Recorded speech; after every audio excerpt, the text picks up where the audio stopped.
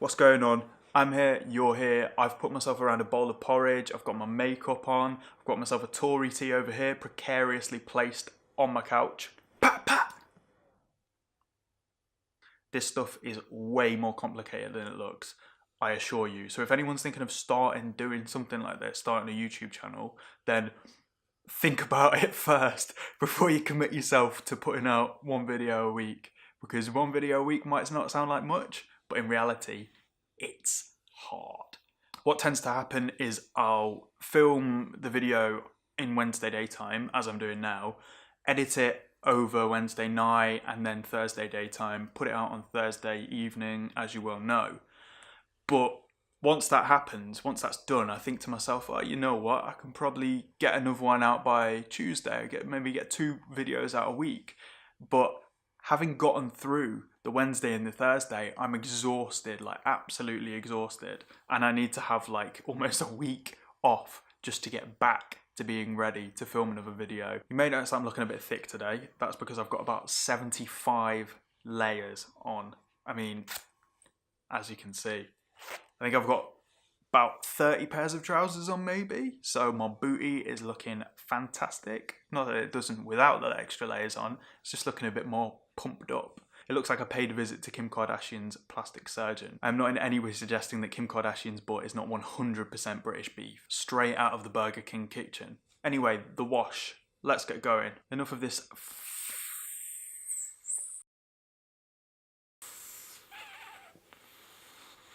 trying to find a word that won't offend people. Definitely not the first one that came to my head. That will offend people. And the second one will stop my YouTube content from going out to a wider audience. So I can't use that. Enough fluffing around. Stop fluffing around. You can imagine a teacher shouting that at a kid when he's been misbehaving. James, stop fluffing around. Don't stop. Stop. Stop fluffing around. Man says emotional support alligator helps with his depression. Emotional support alligator. This is a great story, if not slightly strange. Like an alligator, really, that's what you're going for. You don't even need to get me started on alligators, crocodiles, etc.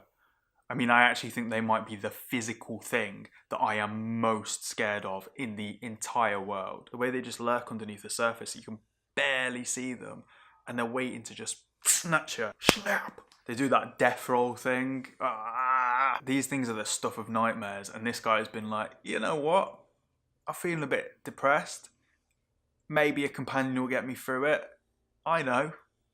What about this alligator? What this guy is essentially doing is wanting a reptile which is naturally cold-blooded to bring some warmth into his life. But anyway, somehow this guy hangs out with this alligator and it makes him happy.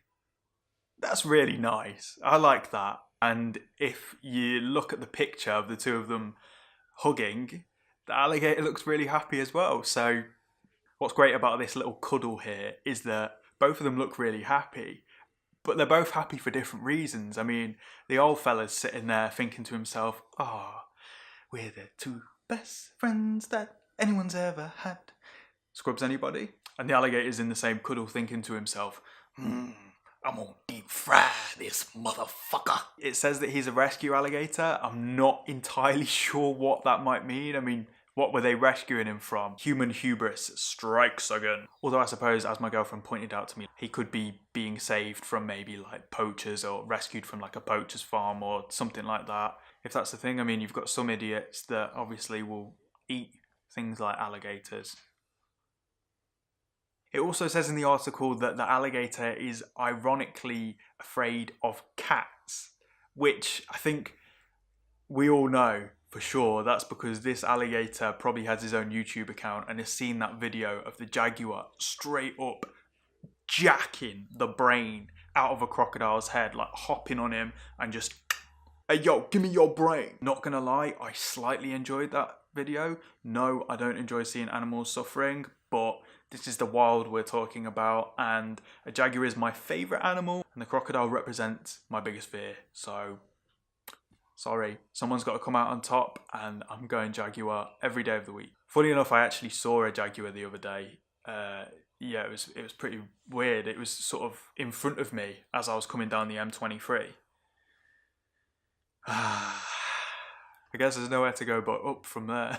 Getting serious for a second, I do think that there is some value to be found in human-animal companionship. I mean, many of us have experienced firsthand the joy that having a dog can bring into your life. Just you get home and they're waiting for you. I used to have a dog, and whenever I got home, he would go mental and he'd jump up at me and be like, Jack, Jack, Jack, Jack, Jack, Jack, let's do this, let's do that, give me some food. No, don't worry about it. Actually, let's go play. Let's go.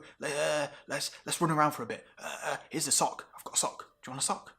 Just the sheer, unadulterated happiness and unconditional love that they bring into your life. It is really something special. And maybe cats for some people as well. Don't worry, I'm going to sit on the fence for now. But what I will say is that like dogs are definitely better friends than cats. Friends, fucking hell, that makes me sound sad. Jesus Christ, yeah, friends. Also, being responsible for caring for another conscious being can provide meaning or purpose to a life in which it might feel like those two things had been lost.